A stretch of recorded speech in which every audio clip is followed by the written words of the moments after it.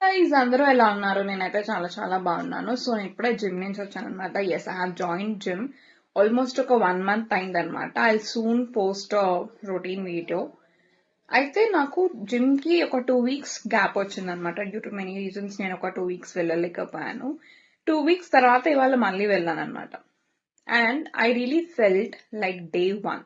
నా first day అప్పుడు నేను స్ట్రెంగ్త్ ట్రైనింగ్ చేస్తున్నప్పుడు నా ఎండ్యూరెన్స్ ఎంత లో అయితే ఉండిందో సేమ్ అలానే ఇవాళ నాకు అనిపించింది అనమాట. Because my body has forgotten ఆ స్ట్రెంగ్త్ లిఫ్ట్ చేయడం అనేది, ఆ వెయిట్స్ లిఫ్ట్ చేయడం అనేది. So it has lost his strength again. మళ్ళీ మజిల్స్ ఫెటీగ్ అయిపోయినాయి. నేను ఇది ఎందుకు చెప్తున్నాను అంటే మన బ్రెయిన్ కూడా ఒక మజిల్ లాంటిదే. సో మనం దానికి ఎంత రెగ్యులర్ ప్రాక్టీస్ ఇస్తే అది అంత బాగా వర్క్ అవుతుంది.